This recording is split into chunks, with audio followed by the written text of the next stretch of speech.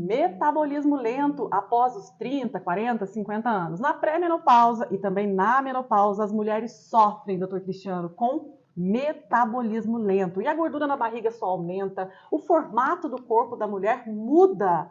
O que fazer? Doutor Cristiano, que é endocrinologista e nutrólogo, vai nos revelar o que acontece com esse metabolismo da mulher que muda tanto, doutor. É uma grande verdade que depois ali dos 30 anos, né, e ali progressivamente há uma queda hormonal progressiva, né, uma disfunção hormonal progressiva, isso é fato, tanto é que depois acontece um fenômeno aí do climatério e da menopausa, né?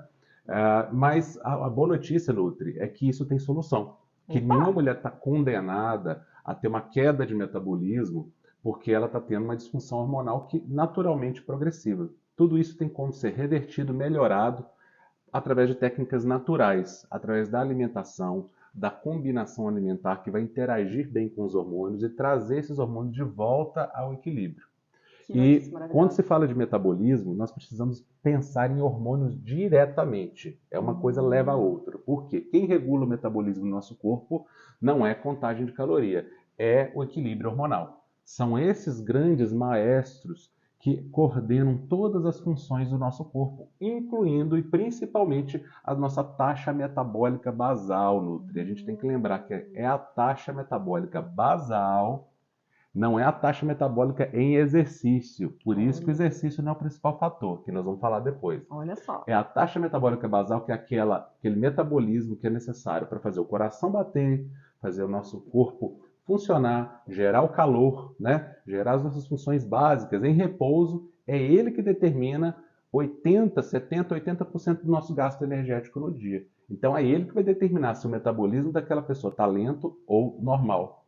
E que vai fazer com que ela ganhe peso, acumule gordura corporal ou ela queime gordura corporal. Então é através disso que nós podemos melhorar a vida dessa pessoa.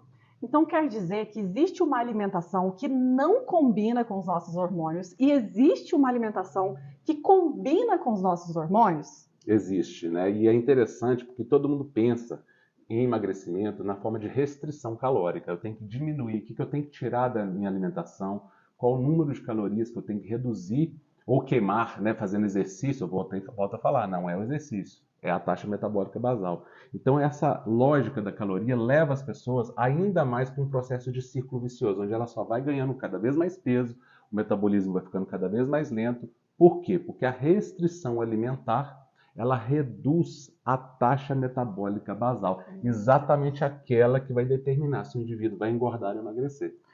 Meu Deus, então quer dizer, doutor Cristiano, que as dietas e as estratégias malucas que muitas vezes a gente faz, tomar remédio para emagrecer, tomar shake o dia inteiro, tomar sopa o dia inteiro, passar fome, pegar a dieta da blogueira, do vizinho, além de trazer frustração, você morrer de fome, traz também um prejuízo metabólico hormonal. Traz porque ele traz maior desequilíbrio hormonal. Então, se essa pessoa já estava com um certo desequilíbrio hormonal, após essa dieta, após essa restrição calórica, esse desequilíbrio se amplifica e o metabolismo cai ainda mais. Então, eu vou dar um exemplo. Existe um estudo que mostra que quando as pessoas fazem uma restrição de 30% das calorias diárias, o metabolismo, em médio prazo, não imediatamente, porque imediatamente dá até a impressão que a pessoa perde um pouco de peso, Sim. mas depois ela vai recuperar dobrado. Por quê? Ela restringiu 30% de calorias, mas em médio prazo, quer dizer, em questão de um mês, né, 3 semanas, um mês, esse metabolismo dela cai 60%. Então a conta não fecha. Ela restringe 30% e o metabolismo cai 60%. Ou seja, daqui a pouco ela vai recuperar todo o peso que ela perdeu, se ela tiver perdido algum, e ainda muito mais. Aí vem o efeito sanfona. Né? E a taxa metabólica basal dela, depois dessa dieta, se torna mais baixa do que antes da dieta. Ela vai ter mais dificuldade de emagrecer e mais facilidade para engordar. Totalmente compreensível, então, porque muitas mulheres passam uma vida fazendo dietas, engordando e emagrecendo. E não é somente uma sanfona, né, que vai e volta. É uma sanfona que vai e aumenta cada vez mais.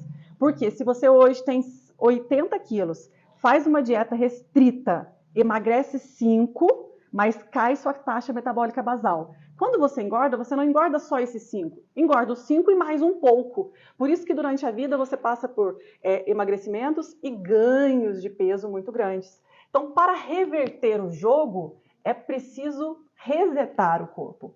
É preciso esquecer das dietas e tratar dois órgãos que são chaves, intestino e fígado. Emagrecimento definitivo é baseado em estruturação metabólica hormonal.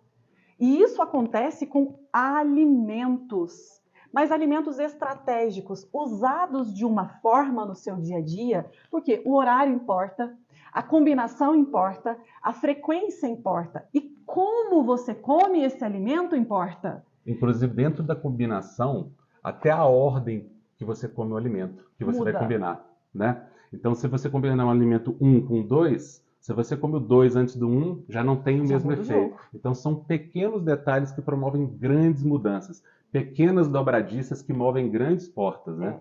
Um grande exemplo, por exemplo, o que chega no seu estômago primeiro, o que chega no seu intestino primeiro, muda o jogo. Então, por exemplo, se de manhã você come um alimento de alto índice glicêmico, você pode passar fome o dia inteiro que você não emagrece. E muita gente come uma bolachinha, água e sal, que tem, sim, alto índice glicêmico, bolachinha de arroz, que todo mundo acha que é para emagrecer, uma tapioca, que as pessoas pensam que para emagrecer faz bem.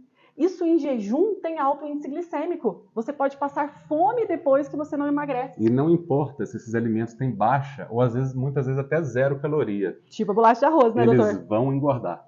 Porque eles vão quebrar a taxa metabólica basal e fazer esse indivíduo ficar um acumulador de gordura inveterado. Uma dica importante, Nutri, para identificar se o metabolismo está baixo é medir a temperatura basal. Como assim, doutor? Você quer saber se o metabolismo está baixo ou alto?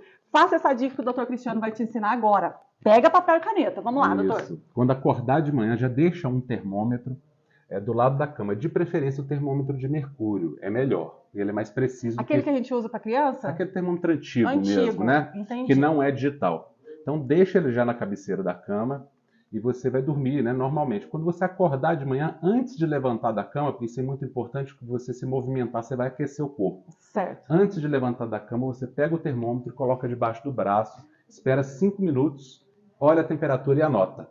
Faz isso durante uma semana. Se a temperatura média, você vai fazer a média dessas temperaturas. Da semana, a média da semana. E é importante medir sem ter levantado da cama. Se a média dessa temperatura ficar abaixo aí de 36,5 graus, 36 graus e meio, na média, você está com uma redução metabólica, provavelmente por disfunção hormonal, muito provavelmente causada por sequências de dietas de restrição calórica que foram atrasando o teu metabolismo por causar desequilíbrios hormonais.